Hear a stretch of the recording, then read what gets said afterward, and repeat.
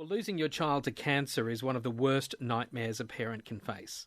A profound sense of grief and loss. How do you move forward and face each new day?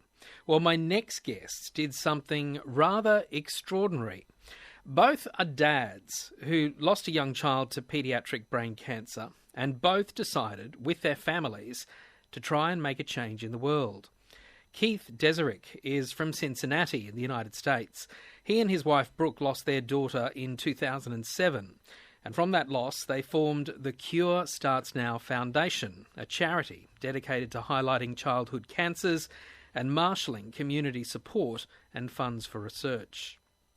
Their efforts resonated here in Townsville for local dad Ren Pedersen, who formed a local chapter of the charity in honour of his daughter Amy. Keith and Ren continue to be passionate about working with terminally ill kids, their families, and the medical community. And you might be very surprised at what they've achieved in a short space of time. Keith Deserick has been visiting Townsville to meet locals and talk about the work that continues to happen all around the world. And Keith and Ren, welcome to our studio today. It's good to see you. Great to meet you again, Michael. Ren, welcome back. But Keith, welcome to Townsville for the very first time. Absolutely. It's nice to be here and, honestly talk a little bit about cancer research and, see the city as well. I've heard a lot about it. Well, you have heard a lot about it because tell me about the connection that you formed with Ren and his family and how far back that goes. Well, I think it started really with our daughters. My daughter, when she was battling this, she was 6 years old.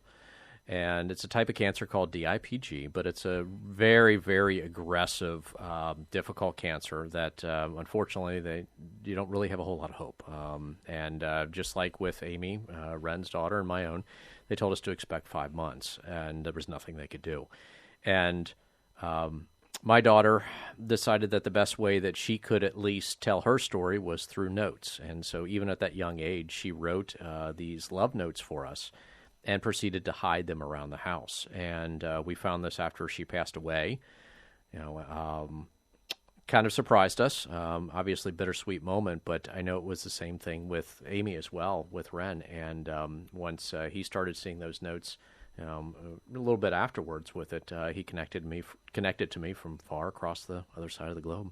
And what an extraordinary connection it's been for the two of you, because as I said at the outset, for many parents, the grief would be consuming and you would think, well, what do I do now? You both did something very practical. Absolutely. I mean, what we did is we looked at it and we said, what do we know about this cancer? And each of the experts we talked to said that this is a cancer they fear the most, but it's also a cancer that they believe has the greatest potential to be able to offer us a cure for all cancers. And they regard it as a home run cure, kind of similar to, obviously, baseball and going for that home run effect. But there really wasn't anything being done with it. And so, on an international scale, even, here in Townsville, Ren and the team from Cure Starts Now Australia here have really built up a reputation to funding the really best in cancer research here and also around the world. And that's a very interesting point because, as you were saying, the role that Townsville has played, the work that Ren and the local community has done here, is quite significant globally. Is that right? Absolutely. And that's the whole reason for being here and coming out is because there's a meeting that's being organized here in Australia where some of the best cancer research in the world, not just within brain cancers, but for every type of cancer, is actually being kind of discussed and built right here in Australia. And it starts with Townsville, and it starts with the effort that Amy and Ren started, with us, some time ago. Ren, what does that mean for you when you hear that about the significant work that you've managed to lead here in Townsville? It's heartening to know, Michael, on behalf of you put yourself in the shoes of other parents. If a child was diagnosed today, the chances of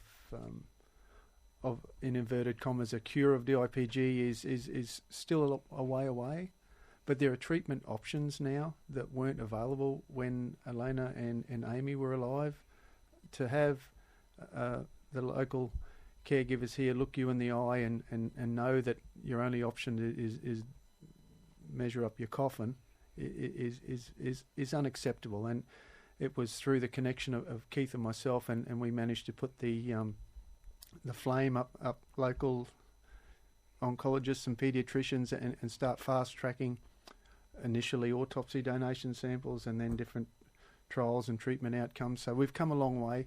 Our kids now are living longer, Michael, so it does give some, and this may be selfish, some sort of self-justification and some reasoning why we've lost our children, because there are plenty of parents out there listening to this show, most likely, Michael, who are battling, if not brain cancer, or their children battling some type of cancer, and it's unacceptable that there's a section of this society with no options. So graciously, the Cure Starts Now have given parents options and our doctors options, and it's through fundraising, grassroots organic fundraising events that we do constantly. Our Convoy for the Cure is in May, which is a big fundraiser for us that is not only a monetary gain for our organisation, but it brings a community together, and it's what we're about here in Townsville, and we're so proud to have Keith in our own backyard and see what it's all about. And Ren, we are so aware of the work that you and your team have done over a long period of time, and Amy's story, it's such a special local connection that we have here. But understand that the Cure Starts Now is a global movement, Keith. Just explain in how many countries we see the foundation now. Well, I mean, our research now extends to 29 countries. We funded over 149 different trials, and we have spent the equivalent of about $57 million in research and support with our partners across the globe. And it's led to some amazing research. We've identified a new way of surgically attacking these cancers that's going to, change also how we focus on other ones. We have brought compounds to market in almost a third of the time that they told us is impossible to do. We have changed how we collect data for cancers that's being used as a model for every other cancer out there. And what's going to be discussed here coming up in the meeting that I'm here for, and the one that has been organized by Cure Starts Now Australia, is going to be discussing a new type of radiation method that possibly could get it to the point where you can have radiation, you can do it in 3 days, and you can have no side effects.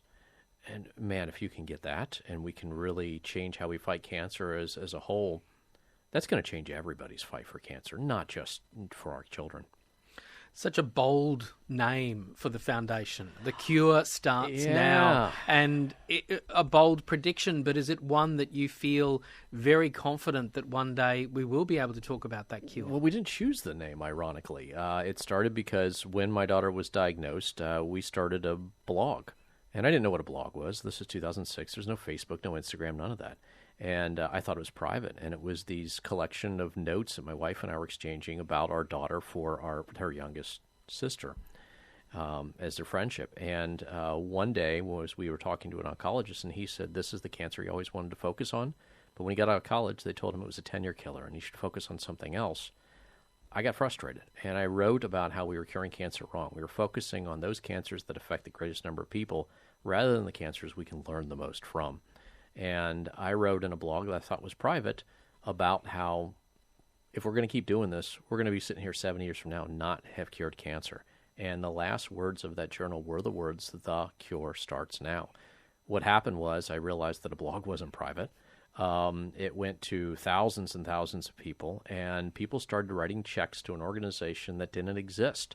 And they were written to The Cure Starts Now. And we got that from around the world, and I think my wife called me up and said, "What did you do?" And I said, "I don't know what you're talking about." And she goes, "I have all these checks that got mailed to our business then to The Cure Starts Now." She goes, "What the heck is The Cure Starts Now?"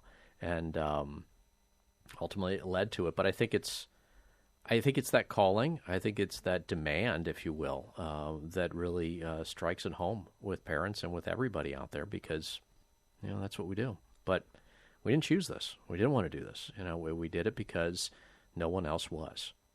So, well, we thank you for making that choice, to you and Brooke, and the wonderful work that has happened all around the world. Ren Peterson, just remind us about the convoy, because as you said, it's coming up in a few months. Jump on our Facebook site is the easiest way, Michael. We shut the city down to celebrate not only the organisation, but to fundraise for our children with terminal brain cancer and all cancers, as Keith alluded to. So May 27th, from memory, is our Convoy for the Cure, and it's a great community event.